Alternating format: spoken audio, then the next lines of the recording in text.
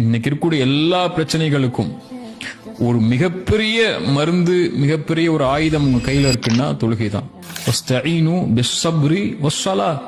சோதனைகள், பிரச்சனைகள், கவலைகள், இறுக்கம், இருள், நஷ்டம், அல்லது உங்க வாழ்க்கையில நீங்க நினைக்கிறது கிடைக்கல, நீங்க விரும்பிய உறவு கை கூடல, இப்படி என்னென்ன சோதனைகள் இருக்கோ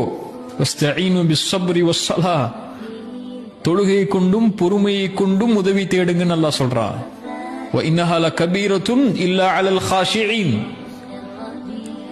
அது சிரமமான காரியம். யாருக்குன்னா அல்லாஹ்வை உள்ளச்சத்தோடு பயப்படாதவங்களுக்கு அது சிரமமான காரியம்.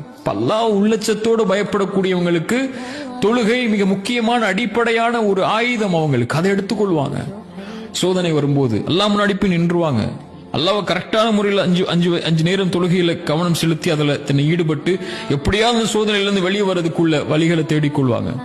அல்லாஹ்வை மறுக்கக்கூடியவங்க தான், அல்லது அல்லாஹ்வை மறக்கக்கூடியவங்க தான் பாவங்கள்ல போய் தன்னுடைய வாழ்க்கையில் இருக்கக்கூடிய சோகங்களுக்கோ பிரச்சனைகளுக்கோ வழி தேடி அதையும் தங்களுடைய வாழ்வில் இருளுக்கு உள்ளாக்கி கொள்வாங்க.